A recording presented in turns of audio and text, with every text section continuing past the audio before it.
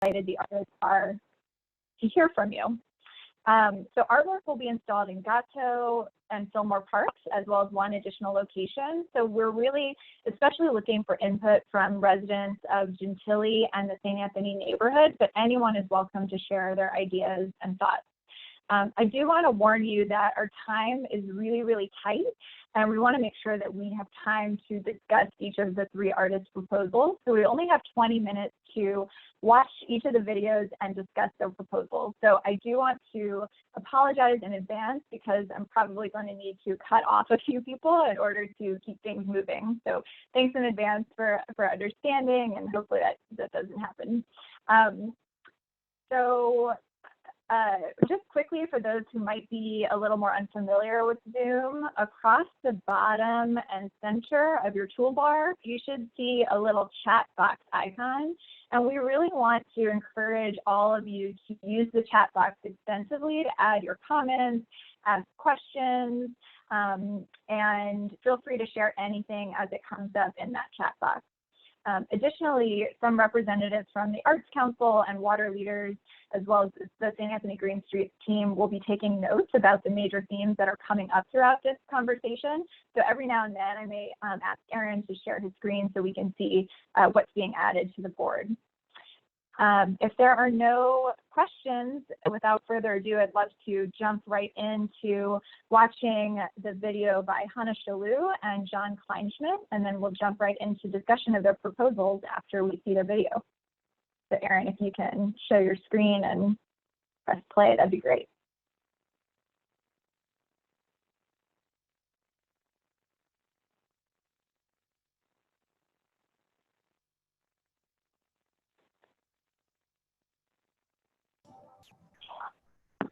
Hi, my name is Hannah Chalew. I'm a visual artist from New Orleans. My name is John Kleinschmidt. I'm an artist and architect. I work in drawing and sculpture and installation. And I work in, well, primarily in sketchbooks. I carry my studio with me.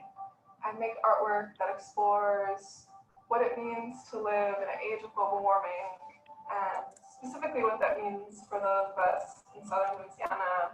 I think my work is driven by an obsession and a curiosity with the hidden stories of places. Why is that street crooked like that? Why is that mound there? Why is this sinking over here? I also use a lot of living plants in my work. Found materials, people might call it trash, which is just, for me, another way of thinking about renewable resources. Discovering these stories hidden in the landscape is a way for us to consider new ways to approach the challenges that we all are going to face: climate change, rising sea levels. When Gentilly Resilience District call came out, it seemed like natural for us to sort of take the ideas we're already thinking about and adapt it to this neighborhood. Growing up here, before Katrina, I had so little of an understanding of water in the city, and you really don't see water besides Bayou St. John. In a city that's so close to water, its fortunes and history as New Orleans, when that water is hidden behind giant concrete walls or buried underground, well, you lose that clue to answer that question: where are we? We thought about the idea of sort of using the language of pipes and this hidden infrastructure and sort of making that visible. These are the shapes that make the city work. They're also why the city's sinking. They're like racetracks for water to go directly to the pumping station, get it pumped out as quickly as possible. A greener water city for New Orleans would be slowing the water down.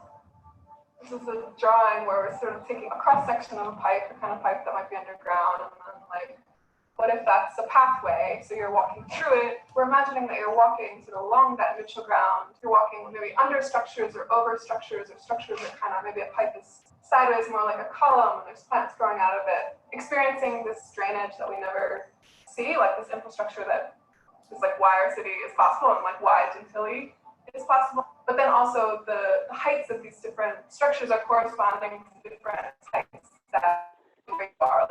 Wanting to reanimate these pipes, incorporating living plants so that they would not be static, not just be like these pieces of concrete, but over time might get grown over by vines or different ferns or sort of low maintenance, drought tolerant, like Louisiana plants. This project has a relationship with S&WV, so maybe they can give us some of these pipes, but maybe we would also kind of cast some of these shapes ourselves and cast textures of maybe like the sort of plastic waste that gets clogged there. And then that would be like the texture of the pipe, and then also become kind of like the teeth where plants can get a hold and grow over. With the site of the neutral ground, we really liked that space, wanting our work to be in conversation with the pumping station, like thinking about it as an education tool and like wanting to show all the pipes and having access to like where you are in the city versus like different heights of the river and the lake and where it might be after 3 feet of sea level rise, but also like what is the pumping station doing, and like so our work being in conversation with that. These shapes are incredible. Just the taxonomy, the index, this kind of family of pipes is so suggestive. You know, the history of different materials for pipes in New Orleans is fascinating. Cypress, log, terracotta, and Cast iron, and now increasingly plastic. We're excited by the Prentice neutral ground, but these are starting to be very playful compositions, and they could translate to the playground as well. I think maybe that's a question where we'd like to open up to others. Where could this work? We'd like to know more about how is that space used. I think that would be a good discussion. We're also curious, do people know this? Do people know that the highest high of the Mississippi River is 28 feet above the ground in this part of Gentilly? The juxtaposition of live oak trees above a buried concrete culvert carrying drainage water to a pumping station is amazing. I mean, tree roots in a way are a system of conveying water. We're talking about vascular systems, and our drainage system ought to be more like the roots of a tree that distribute water more evenly. It doesn't all just get channeled to a pumping station. So I think that's a perfect encapsulation of where the city must go. Straight lines are not the answer. It's going to be a squiggle. We need to take time for the water to get to where it's going, to take energy away from it, to slow it down.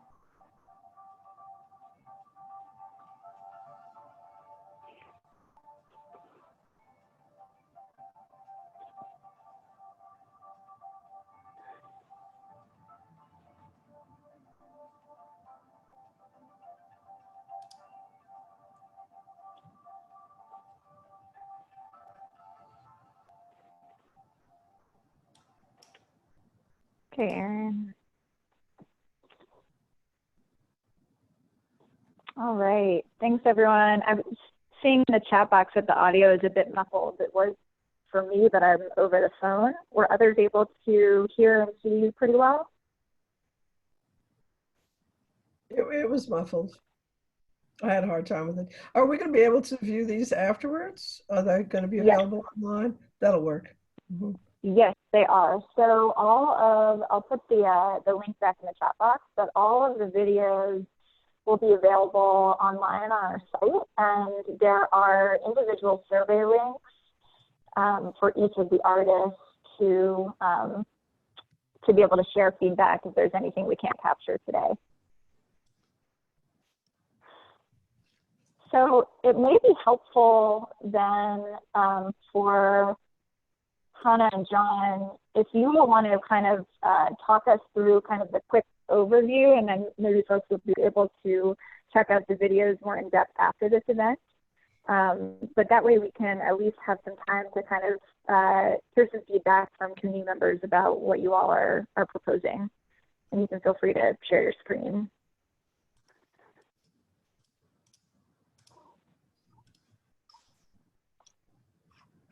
Sure. Okay. Can you hear us okay?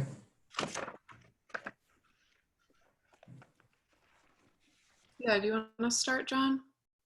Sure. I think maybe a couple overarching themes. We were really just, as we walked around that area on the initial walk through Gentilly way back in January, which seems very long ago now, these strange times, but the questions that came up through Aaron and the group that was leading this walk, these imperceptible changes in elevation, thinking about the incredible lift of water at the pump station, the energy involved in that, the effort involved in that. These are some of the things that really got us thinking about how to approach the project. And then Hannah has these great pipes that are at a construction site behind her studio. And I'm gonna hand it off to you there. Yeah, can everyone hear me? Cool. Yes. Yeah, basically wanting to kind of make visible some of this infrastructure, like the actual pipes that are moving beneath our feet, and at the same time sort of creating a relationship with your body, and through the different heights of the infrastructure relating to different heights of water around our city. So kind of like in Gentilly, you can't really see the water and understand where you are in relationship to sea level, or like if sea level rises 3 feet with global warming, what like is your body 7 feet below sea level? Like being able to physically understand your relationship. And we were really drawn to the Prentice Avenue neutral ground as it sort of approaches the pumping station. So sort of being in conversation with the pumping station. So that was kind of one of our big questions, is what did community members think of that location as a site? And then sort of just initial reactions to the ideas.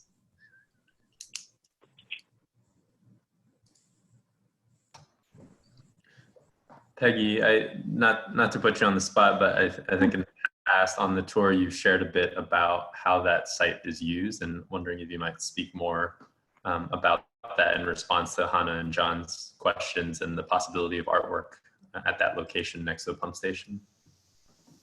Yeah, the Prentice Neutral Grounds is used for neighborhood parties. Apparently there's a number of Zulu Social Aid and Pleasure Club members who live in the neighborhood.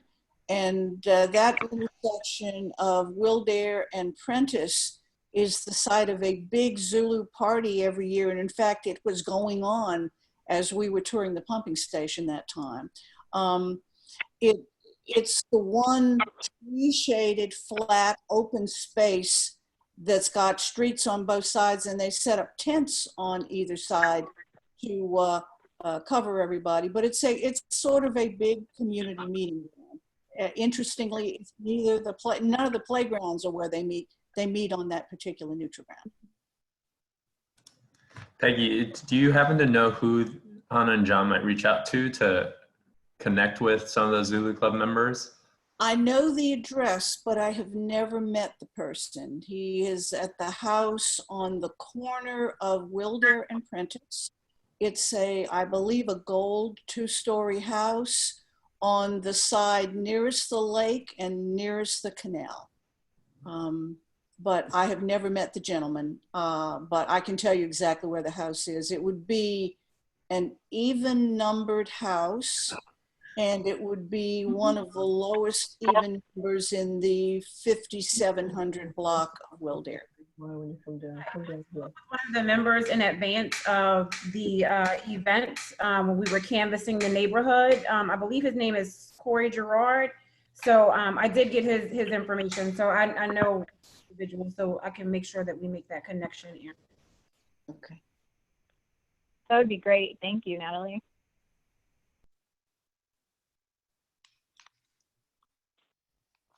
Are there others on the call? There was a lot of really rich information that I think Hannah and John shared on their videos, thinking about, our relationship to these different levels of water and different aspects around having plants and really having this be sort of a living installation. I'm just really curious from community members about, their reactions to different aspects of the project. What, excites you the most about it? What more would you like to see? Are there any things that that they might consider changing? Just anything you would want to share would be helpful. This is Alphonse. I have a question because the video was sort of going in and out on my end as well. I wondered if in the discussion, did you talk any about the materials that are being used? And if so, how have you been thinking about ways that the materials respond to the site, the area, and or to the theme that you propose. Could you restate that, Alphonse? I missed a bit of it. I'm sorry. A little choppy for me. Can you hear me? I can, but it cut out at some like 3 critical words. I couldn't quite get it. Maybe I can type it in the chat. Oh, that would be even better. I know that you asked a question, but I missed the one key thing that you told us. Yeah, well, I can start to respond. We were really thinking about concrete and specifically like potentially using like the actual pipes if we're able to get in touch with S&WB and like use cross sections of real pipe, or also sort of casting our own pipe and using different materials, maybe like to get textures on the pipe, like the texture of the bark on the oak tree, or like I remember at the pumping station, all the plastic waste. So maybe like casting sort of the texture of plastic waste into the cement, and then that would give sort of the tooth for plants to grow over the sides of it. And also thinking about concrete in relationship to the flood wall, like the wall that's sort of walling off the water and being in conversation with that.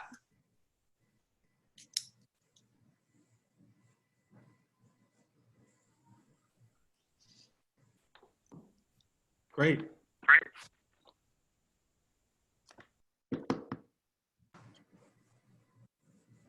I have a question. I love the concept so much, and I'm really interested in the focus on making the invisible visible. That was something when we were looking at sites and just kind of figuring out what this would all look like, is wanting people to have access to water and finding and being able to experience that, finding that there weren't a lot of opportunities along the canals to do that. So I love that focus. I heard, but the video was also a little bit choppy, a discussion about the possibility of the structures, that the form is playful and that they could perhaps be playable. Did I hear that right? Is there a potential for the structures to be playable? And I think that's really appealing. I think we were thinking about what it might be to walk through a giant pipe, and that might mean that this belongs more on the Fillmore or Gatto playground sites, not on the neutral ground, perhaps. We also found that some of the shapes of the pipes, when they're kind of in their wrong position, you know, when they're waiting to go into the construction site, they become really expressive and playful. So yes, I think you heard correctly. And I think we're still not sure what that means exactly, but we definitely, that kind of view through a pipe is important. I'm sure you thought of the dance opportunities with that also. Oh yeah. Absolutely. So in the interest of time, I know we didn't get enough time to really give Hannah and John feedback. What I'd encourage you all to do is to re-watch the video on our website. I'll send that link out again, and Hannah and John have some specific questions about their proposal that they'd love for you to consider. And so I think just spending some time to give them feedback that way might be the best use of time. And what I would love to do is Mr. Harry Lowenberg graciously agreed to try screening the next video on his screen. So let's see if we get a slightly better audio from that. So Sarah, when I tried to put that in, it came up as a Zoom. That's a Zoom. Let me try it again. Maybe I. Oh, okay. Aaron Bernard might also be able to help us out here. Let's see. Is the sound that's coming through is essentially the sound playing on the computer and then being captured by Zoom, right? So if that's the case, I think we're going to have similar sound issues with each video probably. Gotcha. Yeah, that could be the case.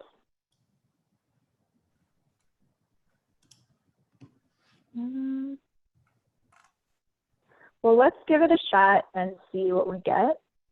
I just put the link into the chat box, and we'll go ahead and switch over to Rontherin's proposal. So let's try to watch the video if we can, and otherwise you can just share the images on the screen and we'll talk that way.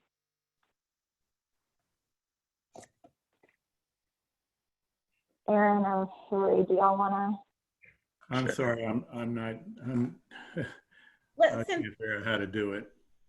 Okay, you got it, Aaron. I was gonna say since I'm a host, maybe it'll work better for me. But I had it picked up. Go ahead.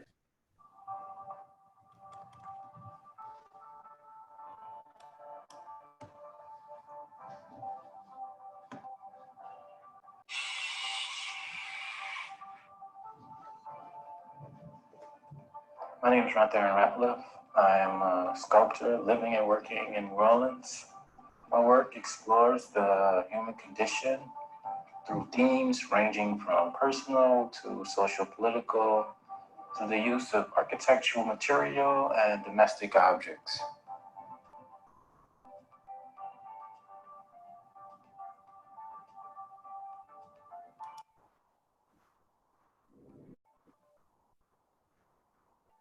For this project, I wanted to play with scale and perspective with this idea of shifting points of view. For me, it would seem as humans, we function with the planet as if it's something that exists as a result of us, when the reality is that it exists in spite of us. And so what I've decided to do is zero in on a single droplet of rainwater. And I've blown it up or scaled it up to a size that would represent over 4,000 cubic feet of water.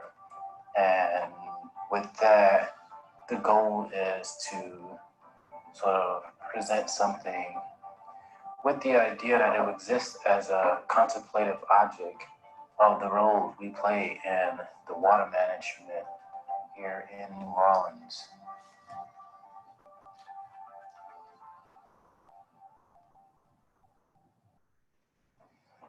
With the water mains, again, I'm looking at scale and sort of using this object of water management to, again, question our roles in water management and playing with this idea of the rainbow. One thought was creating something that would appeal to young people to begin to have them think about their role in responsible water management.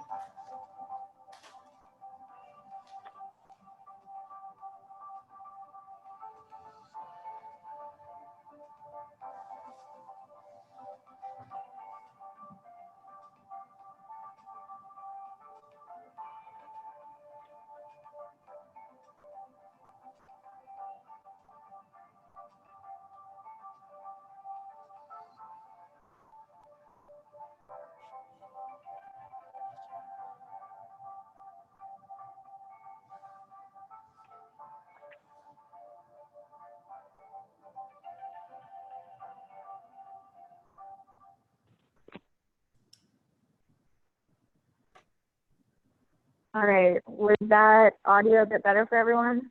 Much better. All right, awesome. So what I think is interesting is that there's some really strong connections actually between Hannah and John and Rontherin thinking about, you know, these systems of pipes and water mains and thinking about the infrastructure and connecting people to that infrastructure through play and engagement. So I think that some of what we discussed with Rontherin will actually be helpful and critical for Hannah and John as well. So Rontherin, is there anything you want to add or ask specifically of community members about your piece? I guess, yeah, I think just in general, thinking about this idea of like water management and how sort of members of the community sort of grapple with this idea of how they become sort of the, I don't know, the managers of the water in their neighborhood. And so for me, I guess the question is, do one for the public art that's being created.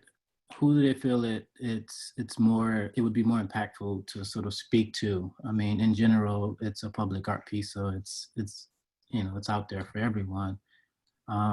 But there's different generations, and so I guess for me it was like thinking about young people or thinking about older people. So that was one question I think I had for the community. And the other one was thinking about, like Hannah and John's piece, sort of thinking through the interactiveness of the piece, and is that something that they're looking for this work, a role for this work to have? And so, yeah, there was two questions. If there's anyone out there that can answer it or have an answer for it.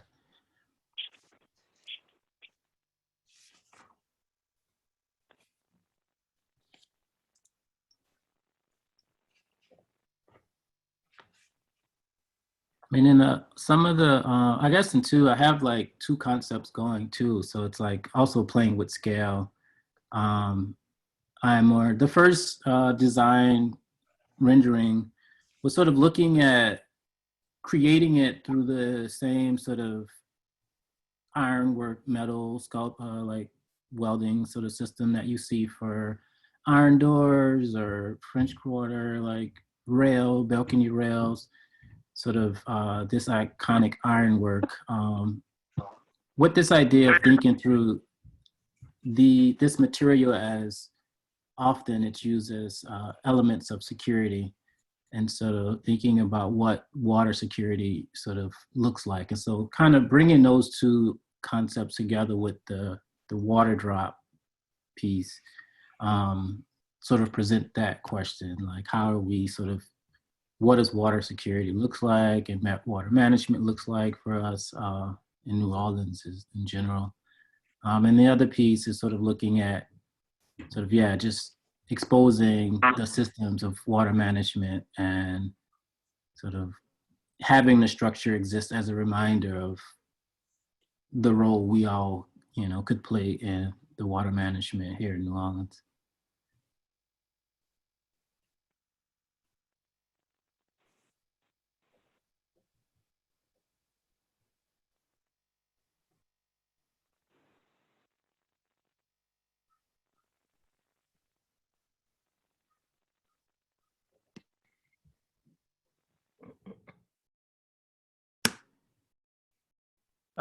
Rontherin, there's a couple questions for you in the chat box. One of, is the final image the piece that you're thinking about creating? It's not the final image. I guess it's at that point kind of like awaiting feedback to sort of see what the community responded to, how can, together we can make adjustments, shift the piece in a direction that sort of appeals more to what, the community would want. There's also... Do you have those images pulled up? Maybe we could take a look at the two different directions and just have people respond. Yeah.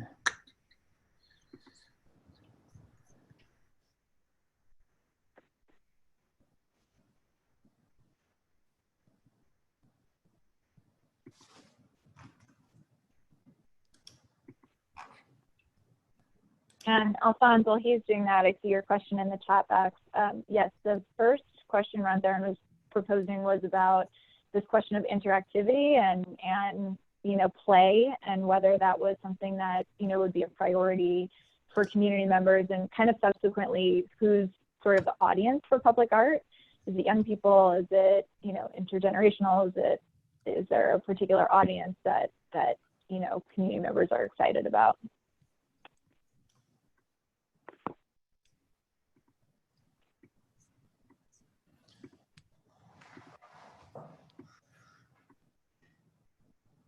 Rontherin, if you want, I can pull up stills from the video pretty easily. Would that work? Okay. I guess, let's see.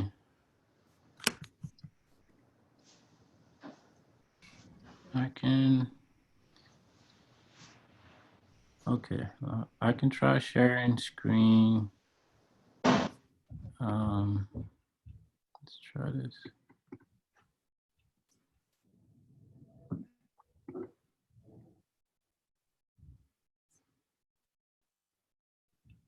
Okay.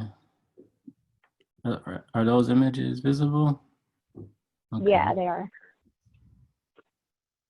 So yeah, the first image is kind of looking at sort of scaling up a raindrop and sort of using traditional ironwork to sort of create this structure. There was some thoughts of maybe making it seating. Placement isn't decided, so that was another question maybe, depending on what the shape of the piece sort of ends up being. It might sort of define its location by its shape. The same with this piece as well, sort of looking at the scale of it, the shape of it, and then sort of that sort of can determine maybe where it makes sense for it to go. And then depending on the direction of like, if it's gonna be something that's interact with, then that would sort of maybe be placed somewhere where interaction is, you know, more convenient versus just visibility. I have a question about the rainbow arch. Can you climb on it? You would be able to climb on it if the connectors sort of came all the way down. And so one thought was to, if it was, depending on how it was placed, one thought was placing, if it wasn't meant to be interacted with, was placing a flower bed sort of at each foot of the rainbow. But then the other thought was sort of making the pipe connect at a higher height so that there isn't sort of that access for climbability. And that would be the same for the full circle, as we're kind of playing with where the connections are as far as access. Peggy, are you asking that out of excitement or concern? I was about to ask the same thing. I'm asking it out of excitement because I live across the street from the playground and I watch the kids climb on anything they can manage every time. And I can see that Rainbow Arch being a very attractive place for the kids to play if you're looking at something interactive. It wasn't really a safety concern. It was I watch these kids interact with the playground every day, and whether it's the trees or the playground equipment, the kids like to climb. Yeah, I was gonna make a comment, you know, to just make sure that if it is supposed to be interactive and playable, that you just make sure that it's safe, because that's, I know at least for committees like the Design Advisory Committee, you know, they will probably, when this is vetted before them, will probably make a comment on that, on the safety. And I'm pretty sure the city of New Orleans is already, as they're sort of overseeing the work that's coming out of proposals, are going to make some of the same comments. But I will say, as a Gentilly resident, I agree. I've seen in a number of different places, there are young people who are always looking for something interesting to engage and to interact with.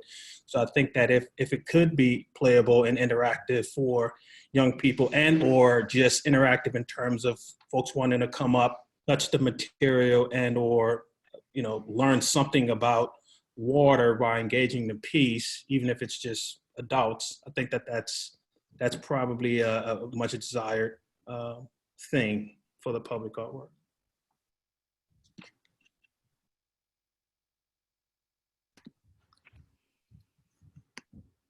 Ron, I did have a question. I was really interested in, I really was sort of intrigued by the pieces that you had before the rainbow are the sort of connecting pieces in that water drop sculpture, do they correspond with some sort of information? In other words, is it sort of visualizing information? Is that what the sculpture is meant to do? In it, so the way the connecting, and this is, you know, sort of a design in the works, but sort of the connecting elements was really sort of creating this wave pattern, just trying to sort of play with this motif of water and movement. There was some, you know, contemplation of elevation, but it was kind of based on where the piece would go. And so, I mean, with both of them, I am still kind of searching through sort of teachable moments for, I mean, anyone, I guess, to sort of inform them about this idea of like water management.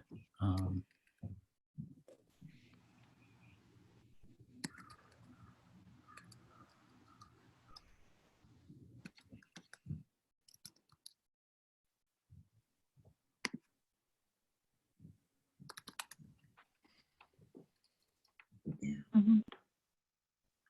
So I'm curious, I'm seeing Ashley and Aaron talking about a Seattle park. Would you all mind just talking a little bit about that?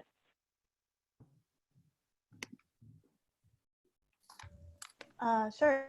Yeah, it's this little park in Seattle that is built around an old gasworks. And I think at this point, the actual like piping and ductwork and tanks, they're all blocked off. But from what I've heard, kids who grew up there were actually able to climb on it and get inside parts of it. And it was like a really wonderful experience to be able to like, you know, it was like a giant playground.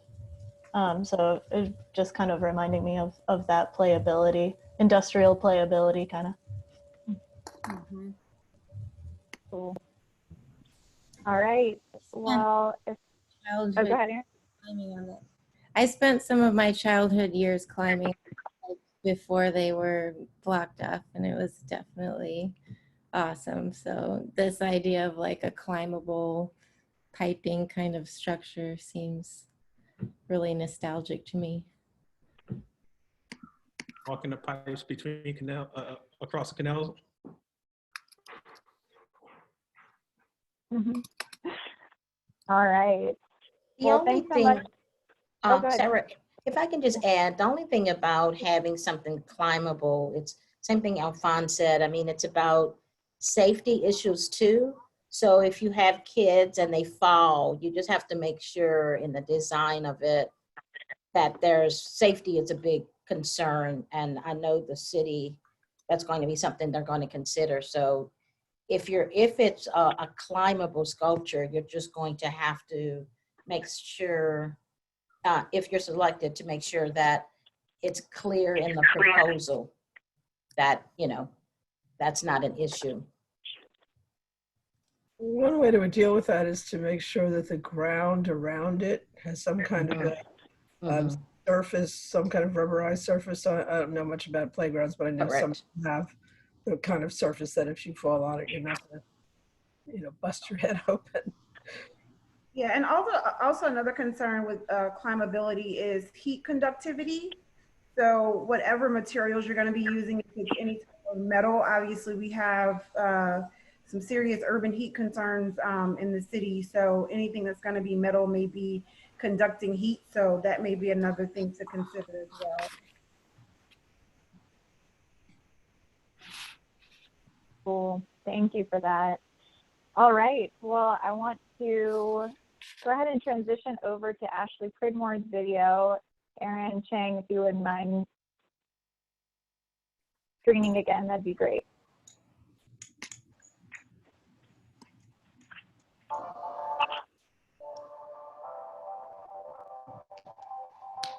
My name is Ashley Pridmore. I'm a sculptor and I work in many different materials.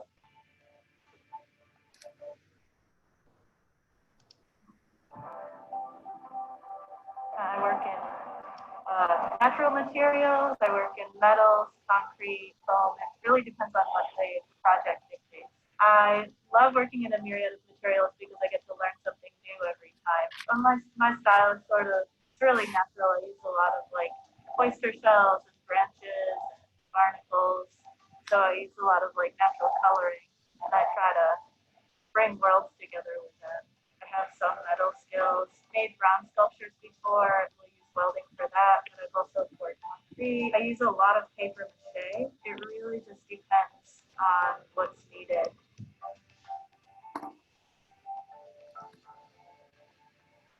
Climate change is a theme throughout my work already, and so it felt like a really good fit working on the Gently Resilience project because I felt like my work and that project kind of already go hand in hand. My proposed piece is a sculpture. I've been thinking a lot about our first walk through the neighborhood.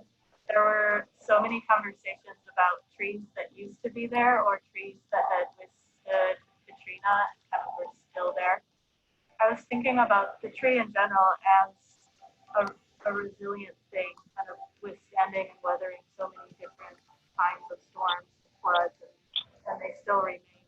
I also want to incorporate a water element, and I want it to be sort of a sculpture that's activated by water. So having hollow areas that become spouts when it rains that capture water and run it through the sculpture and it becomes a water spout. I also wanted to incorporate an oyster shell component. I have worked with oyster shells before. I find them really fascinating. And I kind of love the idea of crusting an area with shells. So as part of the growth, it becomes an organic part of the growth, or maybe crusting an interior section. I think a tree as an object of resilience is pretty universal. Simultaneously about this neighborhood and also a larger picture. And so I have two kind of renderings of this sculpture. One of them is more of a live oak looking tree, and one of them is more of a cypress looking tree. I also have the sculpture drawn as sitting on a plinth or kind of wrapping around a plinth. It's like the man-made element with this organic thing wrapping around. And I feel like, to me, that's sort of a conversation about us on the planet. It's like our structures kind of incorporating our interactions with the earth, basically. And I feel like that also universally relates. Like, we're talking about how do we manage this natural element, all of this water that's coming in, how do we manage it in a way that's not fighting it, that's communing with nature rather than being in a battle with nature all of the time.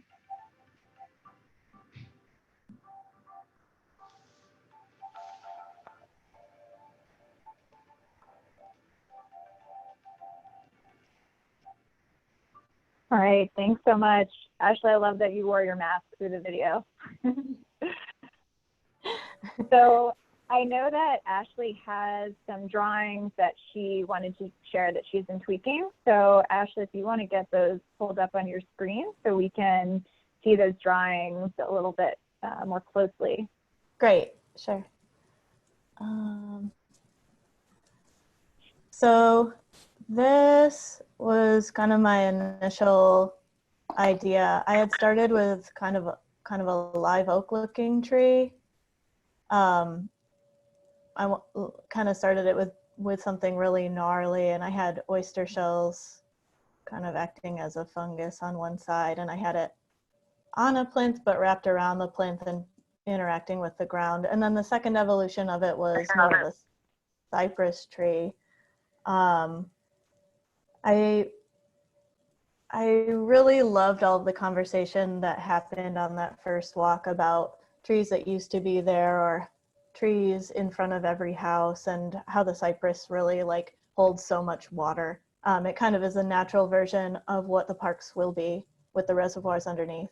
In this version, I have the interior crusted with oyster shells because I was thinking a lot about the midden that's underneath the old Spanish fort, and thinking about, you know, a large industry of New Orleans is oyster shells for restaurants, but also for coastal restoration. It's like such an interesting substance. I have a second iteration of this that's a little more fleshed out. It's colorized, and it shows, I kind of envisioned having this be like a like an outdoor, I don't really want it to be a fountain necessarily, but like sort of a showering thing, like a rain shower. I thought, you know, maybe it could be a reservoir, or maybe I sort of envisioned it possibly being able to tap into the reservoirs under the parks and pumping water out that way. So, you know, on really hot days, you could have it activate and like sprinkle water down, and it might be really fun and cooling. And otherwise, if it's not sprinkling water, it's still a really beautiful object. So that was kind of where I was going with it. There's a question for you that Joycelyn just asked about the material. Yeah, I actually also had been thinking about concrete. So I've worked with it before, and I just love the surface of it. I think that it's a pretty malleable material. And I also, like Hannah, loved the idea of it sort of getting a patina over time, possibly having growth on it, or having, you know, as water runs down it, it's going to change colors depending. I found a fiberglass polymer reinforced concrete that's really strong, and you can make it a little bit thinner and a little bit stronger. So that's kind of what I was thinking. But I didn't necessarily have, I hadn't chosen which park to propose for. I'm still kind of like going back and forth on that. So that's one of my questions. Yeah, I didn't really have a lot of specific questions. I just kind of wanted feedback. Ashley, yes. I mean, I love the idea of the trees, and my first question was just for clarification. You said that the trees themselves would be made of fiberglass and concrete. Mm-hmm. Yeah. Okay. And the shower, which I find is really cool. I mean, that, I don't know, I've heard over the last couple of years so many people wanting splash pads or water, you know, some sort of fountain features for young people. You know, New Orleans gets really, really hot. Yeah. Is the design meant to kind of collect the water during rain, and then it's sort of I don't know, drizzles after the rain, or what? But I know you hinted to like a reservoir and that sort of thing, but have you given any more specific thought to how that could work? Well, I want to talk to, I had kind of two ideas. One was that the sculpture itself would be a reservoir. It would collect its own water and be a sort of self-contained sprinkling system. And the water would emerge from the branches, like there would be holes on the undersides of the branches, and that's where the water would come out from. So it could be a collection in itself. I also thought about finding out if there's any way I could actually tap into the reservoirs that they're building it underneath the park, which is like the whole point of this, and maybe using that water. So it's like it could run for longer if I could tap into that water. But it kind of, figuring out the logistics of that would obviously be part of the final proposal. I can, if it's not against the rules, I can share a precedent of a public art piece that uses sort of the same thing, that does sort of same thing. But I don't know how I think that may have been a bit more expensive than what might be allotted for here. But I can share that precedent. Okay, that'd be great. I know we have a few from the design team, if anyone's available to speak to that question. I think that's so interesting. I know a number of the artists have talked about ways of having the public art kind of speak to or draw attention to sort of what's happening underneath these parks. So for those who don't know, Gato and Fillmore are going to have these huge tanks, storage tanks essentially underneath the parks. And that's a key element of the park redesign. And so thinking about how public art might draw attention to that, even by actually interacting with the water that's being collected, I think is super interesting. And Yeah, this is Jenny. I'm on the managing the project on the design side, and I think it would be really cool. I think it's going to be hard to do without some sort of pump or mechanical system to lift the water, because the water is going to be all below the surface. You know, there in Gatto Playground and Fieldmore Park, there will be some areas where there will be water that will collect above the surface. You know, that may be somewhat easier, but without some sort of mechanical way to get the water up, like into the into a feature or a sculpture, it would be difficult. So, you know, just depending on scale and budget, you know, I think there's things that are doable, and but I think that it would be a little bit more. It would definitely add some complexity to the project, and just some coordination we'd have to try to figure out. I would add to what you said, that a place that might be worth visiting for actually for a couple of the artists that shared today is the Louisiana Children's Museum. They have a couple of different playable features, and they have a number of water play devices. And one of the things that they actually had to do is, even though they have this big water harvesting tank, the features, the play features, actually just run using tap water. And so there's this conceit. They're structured to look like kids are playing with water that's been collected from the rooftops, but it's actually relatively hard to manage. Like if it's been really dry, you're not gonna have water in your reservoir, and you might have issues with water quality. And there are state level guidelines around what you can do with water that's collected on the roof. And that may change in the future, but at the moment, you'll have some public health issues. So I think the scales of infrastructure are so vastly different, that these tanks under the field are so massive, and then relative to the scale of a piece of a sculpture, that kind of connecting those may not be the most efficient on either end. So yeah, it's a tricky thing, but it's maybe more useful to think about it almost like a water fountain, where you can kind of bring a water line out to a feature, unless there's some other kind of way in which you're collecting using the sculpture itself. Right, like if the sculpture could collect water in its own sort of bucket at the top, right, that could tip or something, you know, like a rain gauge, similar, you know, like it collects water in a bucket and it tips when it fills up. You know, that would be one way to do it without mechanical means. But without capturing the water in the sky, it would be kind of difficult. Right, take advantage of gravity there. Thank you, Jenny.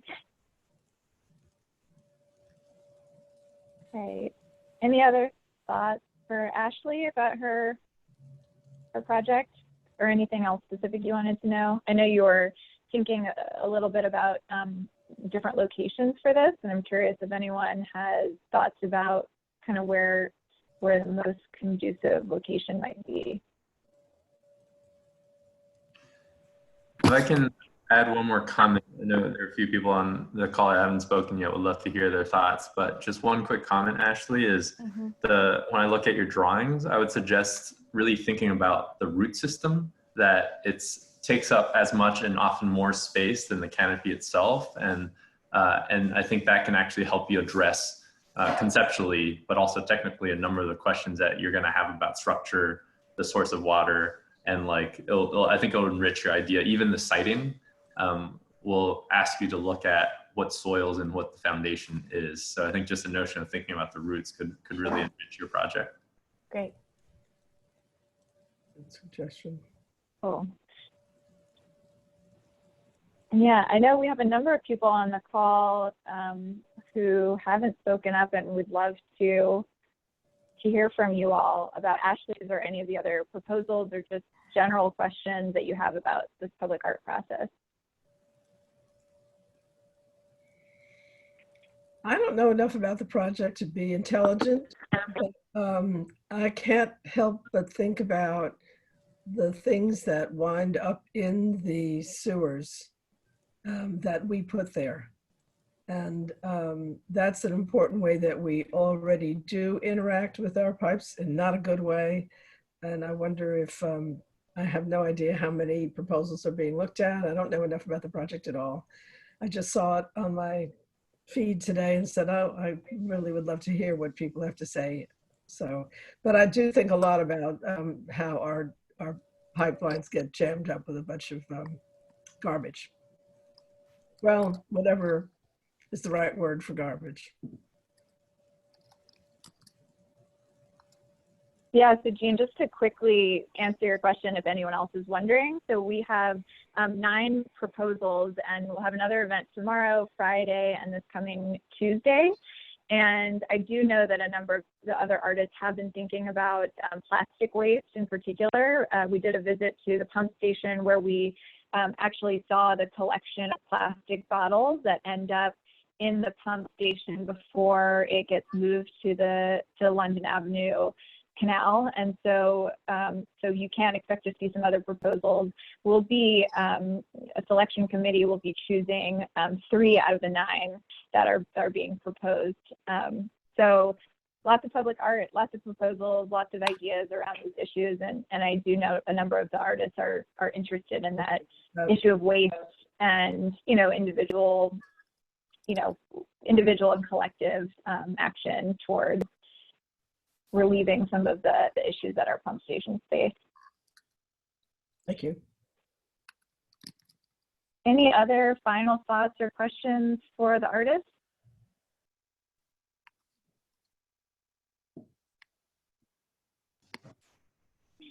Well, thank you all so much for joining. I want to thank our artists, Hannah and John, and I want to thank Rontherin. And actually, one quick note before we jump off, I'm going to send that link again, and particularly for Hannah and John's proposal where we were having some technical difficulties, I want to make sure that they hear from all of you. And so please, I encourage you to go on the site, check out their video, and then answer the survey so that they can hear more specifically your thoughts and ideas about the work. And please share the upcoming events with other residents. We have lots more artists in the pipeline to share their work. And I think a lot of the conversations that we have across these events are going to be really useful and fruitful for all of the artists involved. So I want to thank you all for contributing and being present for this. I just want to say how exciting it is to hear so much creativity going on during a difficult time.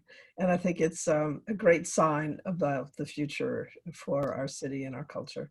It's wonderful of those of you who put this together and the artists who have participated in a sense of optimism. And it sure makes me feel better about the future here, listening to you all.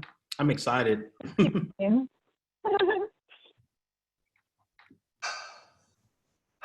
All right. Cool. Well, thank you, everybody. Bye. Bye.